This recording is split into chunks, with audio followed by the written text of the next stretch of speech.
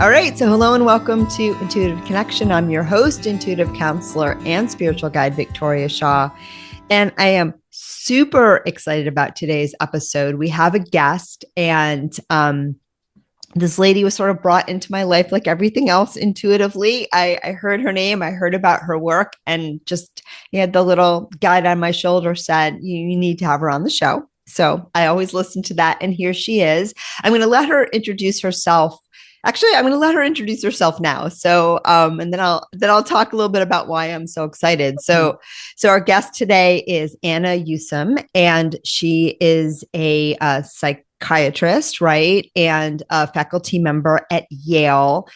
Who, what really drew me to her work is a master at joining the science and the spirituality. And, some of you guys know, if you've been listening to the show for a while, my own story of, I was an academic psychologist in my first go round, and, went looking down that intellectual, academic, scientific rabbit hole to answer things that I now recognize are spiritual questions. Right. But back in the 90s, when I was doing this work, even more so than now, that was not the right. I learned not very quickly, but I learned towards the end of the journey that wasn't really the right place to ask those questions. And it wasn't till about 10 years later, after I'd had my own spiritual awakening, that I even realized that those were the questions I was looking for answers to through academia. I just knew at a certain point my passion was gone, and what I wanted to do in that container didn't feel very doable there.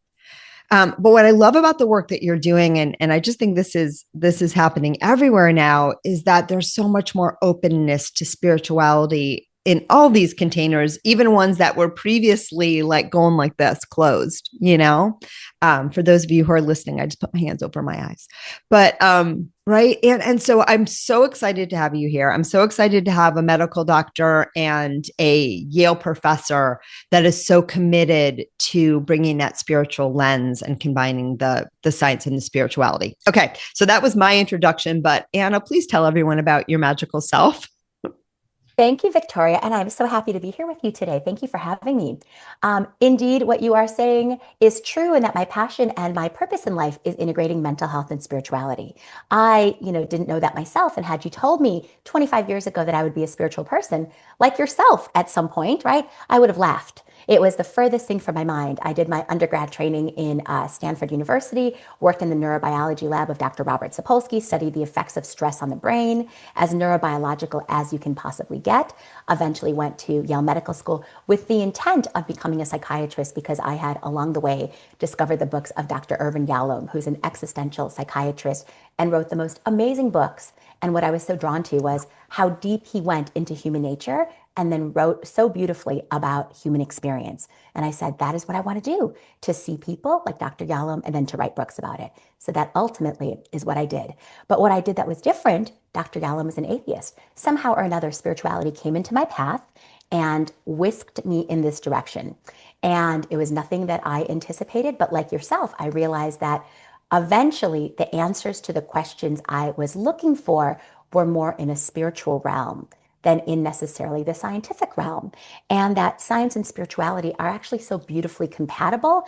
One asks how, the other asks why. And if we can see them as such, we can actually understand life, love, and the world in a much more holistic manner. So this is what I do now. I'm a psychiatrist. I'm an executive coach. I'm an author, a speaker, a filmmaker. I wrote a book on the science of spirituality in 2017, and I'm writing another book now on the science of miracles, with the miracle being defined as something highly beneficial yet statistically improbable. I love all of this. And she's just those things. You must be a very busy woman. That's amazing. And you wrote a book in 2017 called Fulfillment, right? Fulfilled, exactly. Fulfilled. Mm-hmm. Okay. I've had a chance to quickly go through that. It's beautiful. And I want to take a deeper dive after we finish our conversation, because I'm very, very intrigued. But one of the things that people come to me for, and probably come to you as well, though you have a lot of different hats. But one of the things that people often come to me for readings, for teachings, and I think even finding this podcast, is that sense of not feeling fulfilled, right? That sense of, and I think a lot of people get to this point in their lives more so now, because I think we're all getting the spiritual ping more so than, previous generations. But you get to that place where, you have all the stuff that you thought you wanted and that the world told you would make you happy, and you're not. Right. And so you start to look for it in another place, but you don't know where that is. And so a lot of people come to me for that reason. They want to know their purpose. They're not feeling fulfilled. They're feeling lost. They're feeling like something's missing. And that's where I was, in 1994, 95, when I was, finishing my doctorate, starting my postdoc. And I had been driven my whole life with this sense of purpose. I didn't know what it was or what it was called, the stuff that I really wanted to do. And all of a sudden, life was not lining up anymore with that. It was gone.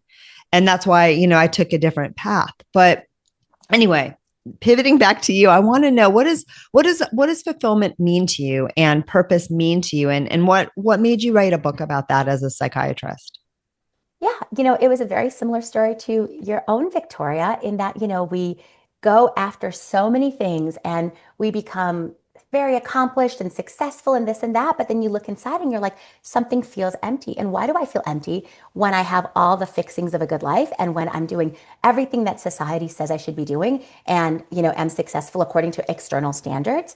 And then you start to reevaluate what truly is success and what truly is fulfillment and happiness. And then in my search for that, you realize that there's so many different definitions. For happiness, for instance, there's eudaimonic happiness and hedonic happiness, right? Hedonic happiness is like hedonism, avoidance of pain and increasing pleasure. And that's just feeling good. And we all need some of that in our lives. Oftentimes, if you are too purpose driven, you could not have that, hedonic happiness. Then on the other hand, eudaimonic happiness is more the happiness that comes from living a good life with good values, with purpose, with, fulfillment and mission based. So this is the other kind of happiness that probably you and I actually did have, because that happiness doesn't depend on looking within and feeling good. It's like looking at your life and saying, am I doing something important, meaningful, purposeful that is helping humanity, that is good for the world? And for sure, you and I would have said yes, right? And so what was our life was missing was connecting to ourselves and getting the deeper fulfillment, as in the whole self-fulfillment. What part of us was not being fulfilled in purely being academic and working so hard and being achieving and this and that and having, and so for me, that part in large part was the spiritual part. That was the part that I had ignored my whole life. It was this aspect of self that was so important. And your spirit, your soul, I think that that's the little spark of the divine within you. And my mother was very spiritual. My father was very scientific. I'd always been a lot like my father, and only later became more like my mother, connected more to spirit, connected more to myself, and ultimately found more fulfillment. I love that. And I think that is a lot of times what we're looking for is that connection. And when I teach people, I talk about living in alignment. And for me, that's where the human self, and it's the sweet spot where the human self and the higher self align. And so we start to bring more of that soul magic into this human world and live from there. And like you said before, it doesn't mean that we give up the pleasure of being in this world. I love my human pleasures. I love being here on earth. It just means that we don't get lost in that stuff anymore, and we feel anchored or connected to that higher self, that higher calling. Absolutely. I completely agree with that. And I think that you're exactly right. It's like, in Freud's concept of the human psyche, there's the id, the ego, and the superego, right? The superego is like your higher self. I mean, they're not exactly one on one, but you can think of it as such. And the id is your primitive basic needs. And the ego is sort of that integration of the two in this world, how you show up in this world. And all of those have to be heard and recognized. And if you disavow any part of yourself, it comes back into your life as shadow. And then you can actually find what your shadow is by asking yourself, what annoys me most about other people?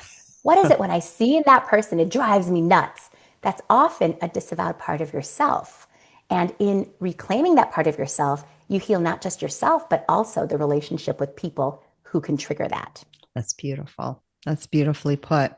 What what does soul mean to you? As a Yeah. scientist, as a researcher, as a psychiatrist, what's that all about? Like, how does that come into your work and what you do? Definitely. It's such a great question because for me, the soul actually started my whole journey because I realized as I began my psychiatry residency, and psychiatry, the translation of it is psyche, which could mean either mind or soul, depending on how it's translated. So I was technically a doctor of the soul, and yet never in my training at Stanford University, at Yale Medical School, or at NYU for my psychiatry residency did anyone mention the concept of soul. So how am I a doctor of the soul? No one's teaching me about the soul. What is the soul? So I actually went far and wide around the world to try to understand what is the soul. And that took me to ashrams in India, learning Buddhist meditation in Thailand, going to work with different shamans in South America, South Africa, studying Kabbalah in Israel, and ultimately coming back and realizing that the soul has such a role in healing that was never taught in medical school or my residency. And as far as definitions, my favorite definition of the soul comes from a Mexican shaman in Mexico named Fernando Broca. And he describes the soul as being comprised of two parts. The first part is that which encapsulates your uniqueness, your unique set of talents, abilities, interests, what you can give in the world to humanity that nobody else can. That's the first part. And the second part is that which connects you to everybody and everything. People often say we're one unified soul, and that's what they mean. So your soul is comprised of two parts, your uniqueness and your interconnectedness. I love that definition. And in all fairness, I heard you say that on another podcast. I was like, no, because it's I'm consistent. beautiful. No, well, no, but it was just, it really struck me. It's such a beautiful way of thinking about it. And right, we have our God self, our connection to all that is source, however you want to understand it. That's how I understand it. And then we have our little pointy part, our little like unique part. And we are a beautiful blend of both of those things. And my guides have told me again and again, what you're really here to do on planet Earth is to bring your uniqueness, your unique perspective, your special sauce, your magic, your unique gifts to the planet Earth. And that's not, they don't just say that to me, they say that to all of us. Like that's what we're here to do, again, to be that human and that soul, aligned. So I think that is so beautiful. And how does that play out in your work when you're helping people as an executive coach, as a psychiatrist? Like how does that dynamic play out for you in supporting people? Yeah. Yeah. So when you are working on that plane, you really have to meet people where they're at, right? And so every now and then I have patients who come, whether patients or clients, who are not interested in the soul. They want really good coaching or they want great psychiatric services. Wonderful. So then I meet them where they're at and then we work more on psychological things, psychiatric things, coaching things. Great. But so many people do at this point in time come to me for a spiritually oriented coaching perspective or a spiritually oriented psychiatric perspective. And so we work in that way. And what that means to me is understanding what spirituality and the soul means to a person, taking a full spiritual history. What was spirituality or religion like in a person's life as they were growing up? And how has that changed over time? Do they believe in God or a higher power? Do they consider themselves spiritual? Are they often in flow? Have things happened to them that they can't really explain? Have they experienced miracles? And a million other such questions to really understand, what spirituality is to them and what they would like to get from our work together. Everybody has something really, really different. Sometimes people have lost their faith and want to come back. Sometimes people really need their spirituality to be a fundamental part of their psychiatric treatment. We need to integrate God into what we are doing, and we need to pray together. I pray with a lot of my patients. So it really depends on who the person is and what they need and want, and you just meet the person where they're at. I think that's beautiful. And something else you said in there, at least I think you said in there, which I think is so important, is you help people find their connection, right? Because it's unique Definitely. to all of us. We want to find our own way. We don't want to tell people this is how you connect and this is what, things should look like. We all have those answers, that connection within us. And it's about strengthening that if that's what you're looking for. And sometimes I think it's what people are looking for and they don't know it's what they're looking for. And they can still find it, from the work that we do, even if they're not open to it. Those people don't usually find their way to me anymore, but I'm guessing some of them still find their way to you.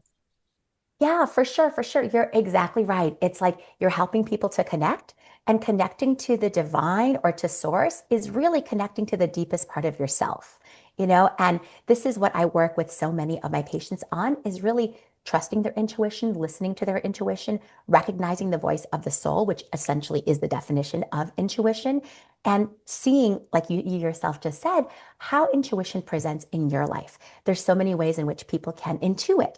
People can hear voices, not the voices of a schizophrenic, but the voices of your intuition or like the thoughts of intuition.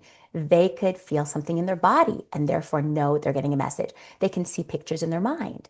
They could just know because they just know.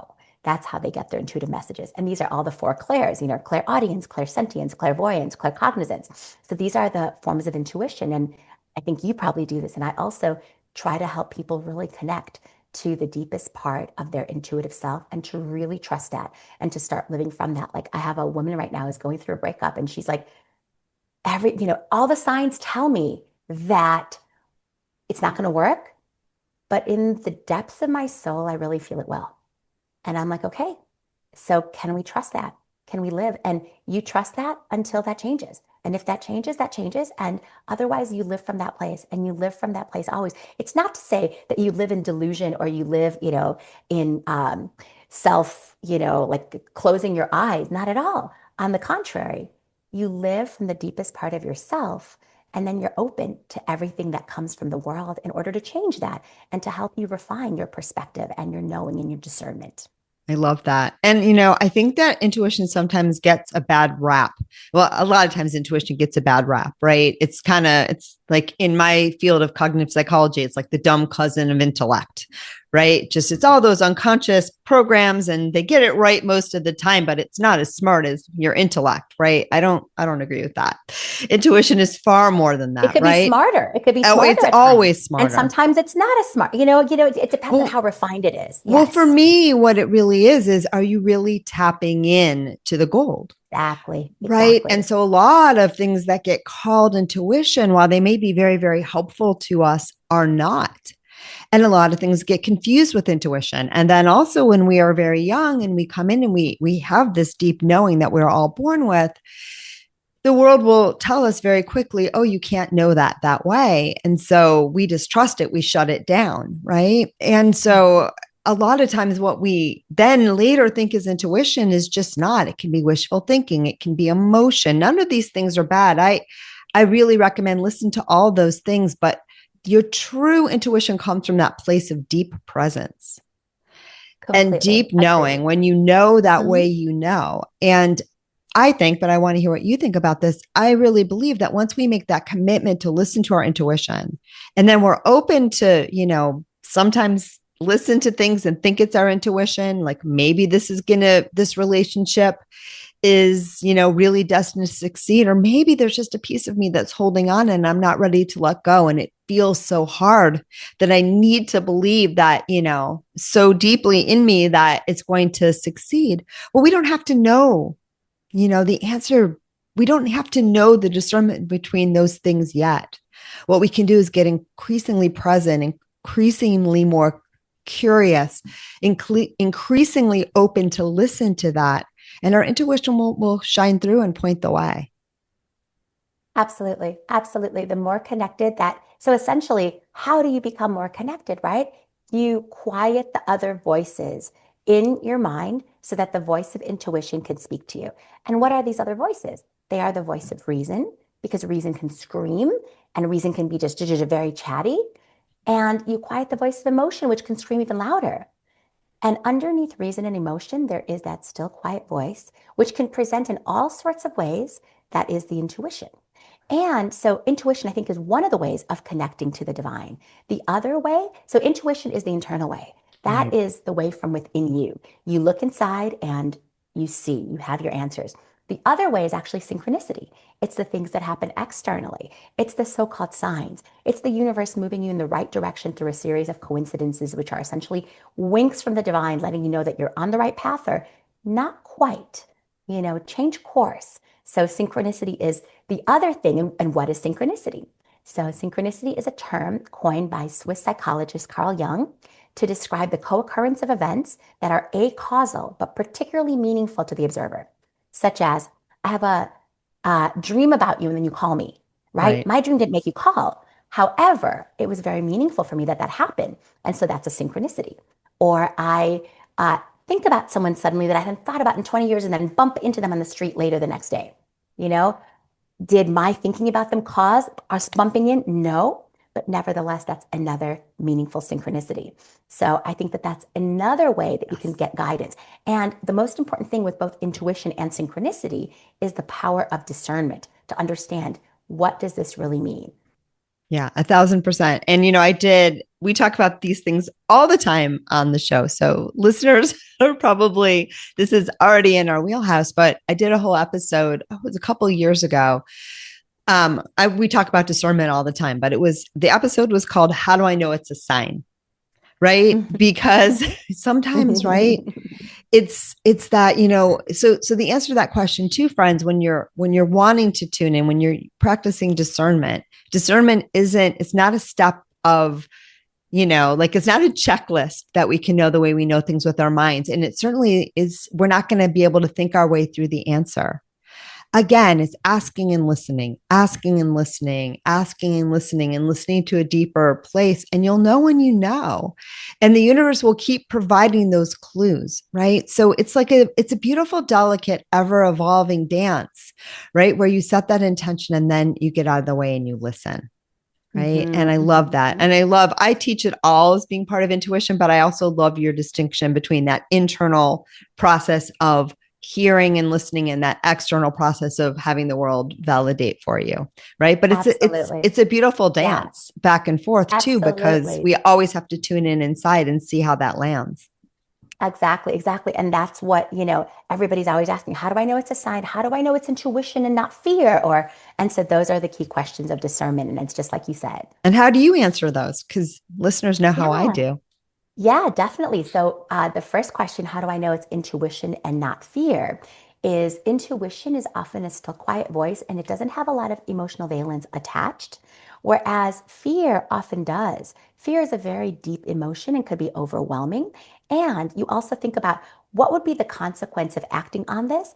Acting on intuition usually will expand you. It's an expansive action, whereas acting on fear will usually contract you. It is a contracting action. So those are two ways that you could know. That's a beautiful one. That's just absolutely beautiful. And you can feel that in your body for sure. Mm-hmm. Yeah, yeah. And then how do you know if it's a sign? Now that's a little different. So I actually have a whole chapter in my book about this because, there's a lot of people with schizophrenia walking around and everything's a sign. So how do we know that they're not getting signs? So one of the most important things for having a really healthy relationship with synchronicity is actually to be very mentally stable and grounded. And from that place, you could look for signs or you could ask for signs and interpret signs. If you are not very stable and grounded, if you are prone to psychosis, etc., you could be getting signs, but following those signs might not be in your highest and greatest good. When I worked as a psychiatry resident at Bellevue Hospital, we had tons of people coming and getting signs that they were Jesus Christ, Mother Mary, Mohammed. So I've probably met about 15 Jesuses at this point. And these are all signs. Now, was that helpful to them to follow those signs? It was not. They ended up in a psychiatric emergency room, maybe had to go on medication. So discernment, I think the most important thing is being very grounded in this world. And then discernment can come from within with your intuition. It can also come with someone that you deeply trust. I think I'm getting a sign. And individuals often in many faith traditions, in the Christian faith, they might, for a really, really long time, grapple with discernment of certain signs from God. They really want a sign from God, but discernment is so key. And they might grapple for a very long time to try to understand, what was God trying to tell me with this? Yeah. So it's not uncommon, and it does not have to be something that happens right away or in real time. Absolutely. And again, I always say intuition comes from that space of not knowing, right? We know here, but we don't always know here, right? We have to quiet that so that we can really know. So there are times too when, it's not about figuring out what it is. It's about just keep listening, keep listening, keep listening. But you said something else I want to get back to because it's really important. So I'm someone, right, that has a lot of extrasensory experiences. And when my intuition, and as a child too, I had some visual hallucinations and things just a couple of times, and I didn't like it. So I think I shut it down. Um, Yeah. but as an adult, right? When my intuition opened up, this is a kind of knowing, talking to spirit guides, talking to spirits, knowing things that I have no way of knowing. So I went through a period of time, because here I am, a Princeton trained psychologist. And I went through a brief period of time when I was thinking to myself, I could be losing it.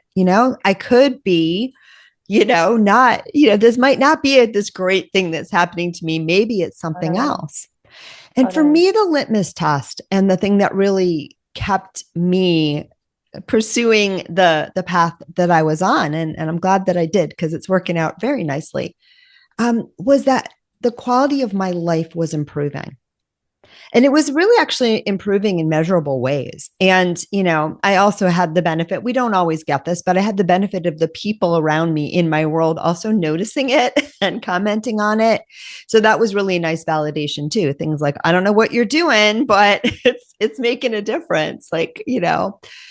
And so I think that, you don't necessarily want to say that everyone else has to agree with you, or, those are limiting things, but is your life getting better? Overall, is this bringing you peace? Is this bringing you joy? Is this bringing you connectivity? Are you functioning? Right. And of course, there are people that they have spiritual awakenings, and there is a period of time when it's a little disorienting. And we can talk about that too, because I think that's really important. But ultimately, the way I make this distinction, and I'm super excited to see what you think, is, if it's improving your life, it's probably a good thing. Completely And agree. if it's disturbing your life, it's still maybe not wrong. It just might need Yeah. some tweaking, some support, some Yeah. redirection. Absolutely. Absolutely.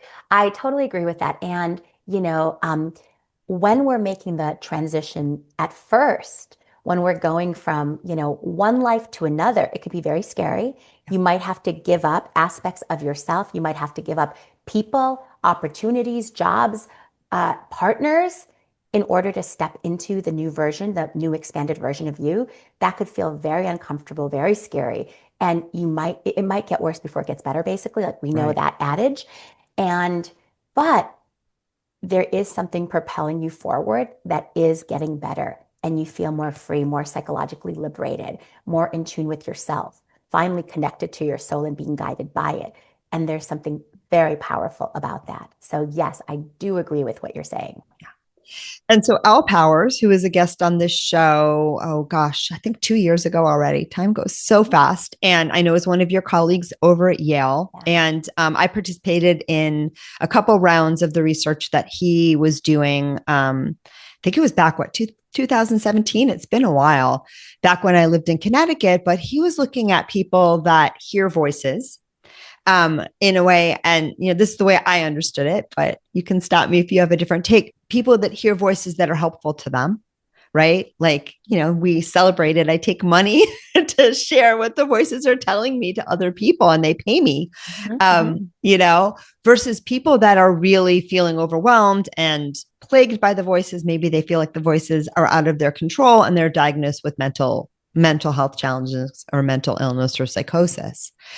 And I think that one of the differences that he highlighted, right? I mean, there's a couple, so we can talk about that. And this also can segue to the beautiful work that you're doing at Yale, in the what is it? The group that you're setting Yeah, up the there. Yale Mental Health and Spirituality Center. Yeah. Thank you. That was what I was looking Which for. Al Powers is on our board of advisors. So we love Yay. Al Powers. Yeah, he comes Me to all of our too. meetings. Me Yeah, he's too. And I amazing. love the Yeah. beautiful work that you all are doing, which is why I Hmm. had him on the show. But it's this difference too. I mean, some of it is feeling out of control with those voices, right? Or feeling like they're not telling you stuff that feels good to you, right? But you're also talking about people that are having psychotic experiences that make them feel good temporarily, but are still like ungrounding them. So talk to me a little bit more about that, because I think it's super Yeah. interesting. Absolutely, yeah. So Al's work is incredibly interesting. He's actually a schizophrenia researcher. So he studies people who hear voices. And then his control group is people who hear voices for the good of humanity or for the good of themselves, or that there is a very positive form of voice hearing. And, so we're starting this mental health and spirituality center, and we have a number of research projects that are going to be part of that. It's going to be from a program to a center to an institute. So it's a stepwise progression. And for that research, what we are proposing in Al's lab is that we're going to actually study not the schizophrenics, but actually study the voice hearers, not as the control group, but as the experimental group, and then really study how they receive intuition, how they receive claircognizance, clairaudience, clairsentience, clairvoyance, what that is like for them, and what we can learn about the positive aspects of voice hearing that can then be taught to the schizophrenics.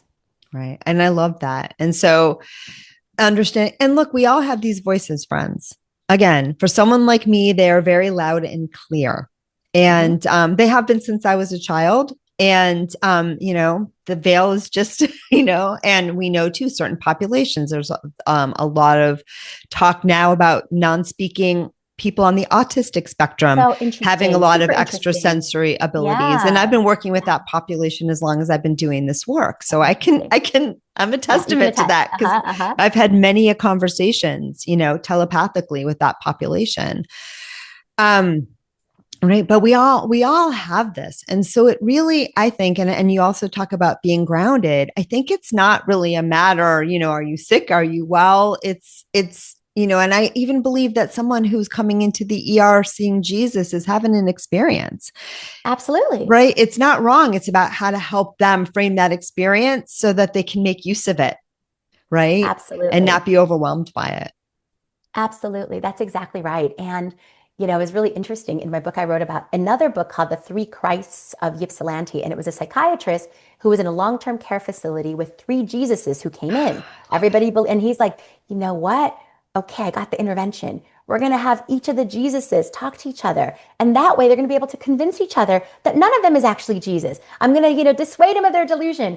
But actually, they dissuaded him of his because each of the different Wow. Jesus had an explanation as to why he was the real Jesus and why that one wasn't, or that one wasn't, or that, and at the end of the day, there's like meaning. Why are you Jesus? What does that mean to you? Are you important in a way that maybe you weren't in your family or in life or in society? And what does it mean to have that sort of power? And super interesting. Right. And I would also guess that if we had the real Jesus here, um, who is occasionally amongst my guides, he would say something like, we're all the real Jesus, right? It's within That's each and exactly every right. one of us. So Yes. they're not Mhm. even wrong.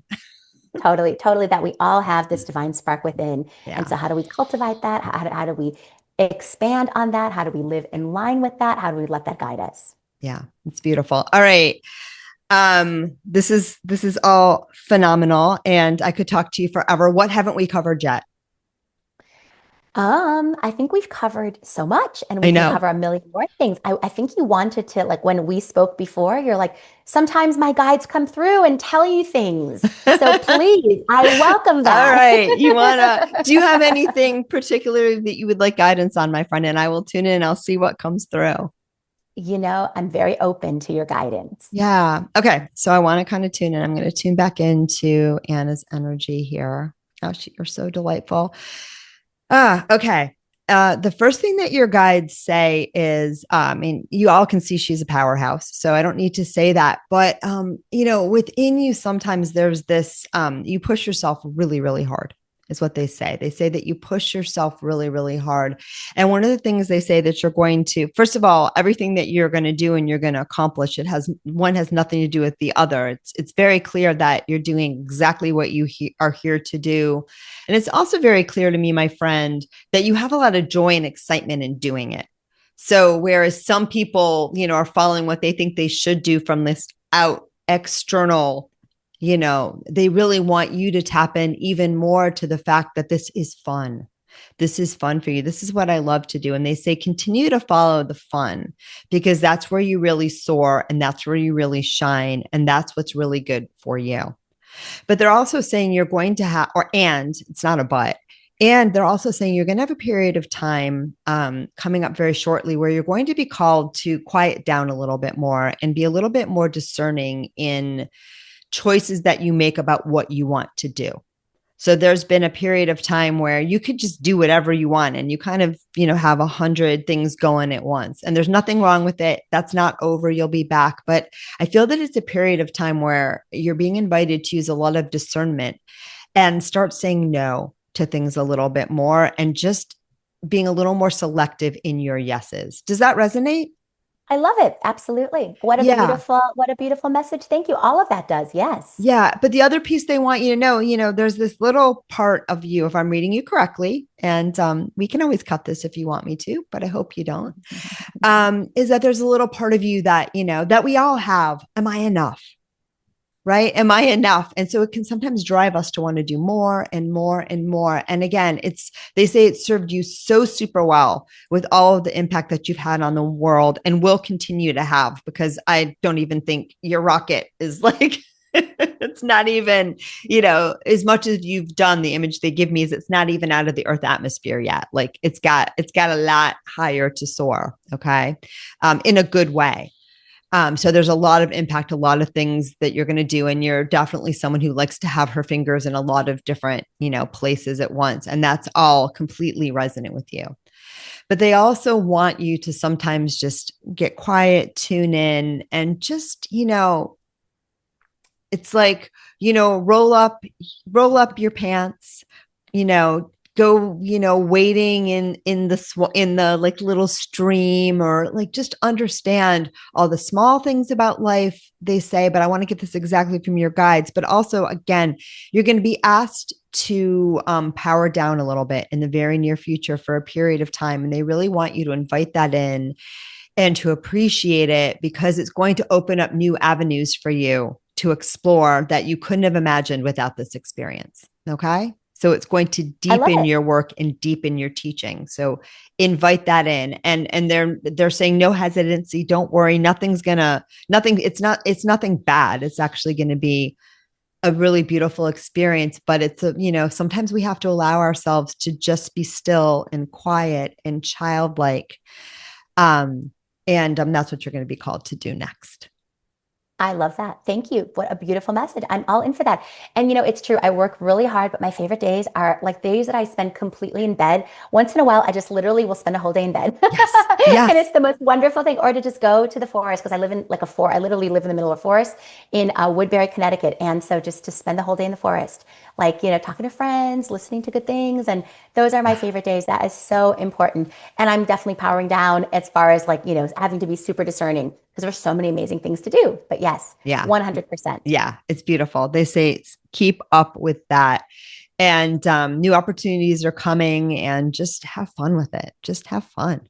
I I love love it. that. Thank you. Thank you, Victoria. You're very welcome. All right. Final question. I ask everyone this question on the show. How do you personally experience your intuition?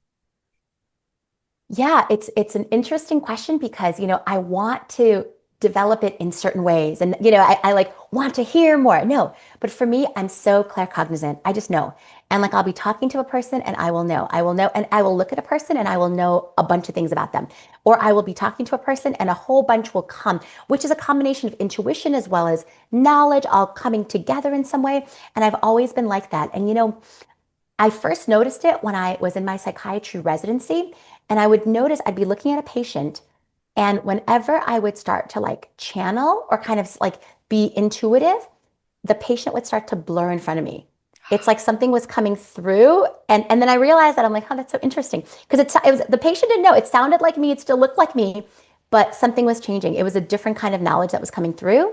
So that, and then I'm very interested in plant medicine experiences. And there's certain countries where that is legal, like Costa Rica, ayahuasca is legal there. And those experiences have been so amazing for my intuition.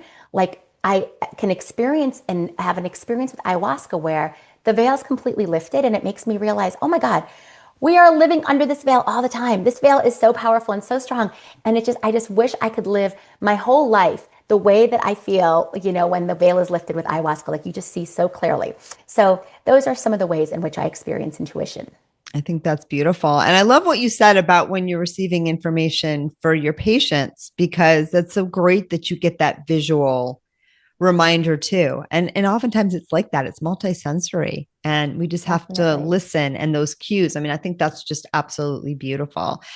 And my friend, I would say too, I think that a lot of the purposes, right, of these things like ayahuasca experiences or near death experiences, or even, the psychotic break, like, especially those that have the peak experiences, because sometimes people have a peak experience like that too. But whatever these things that come in, they are sometimes like opening the door. They are sometimes like giving us that, that view through the keyhole.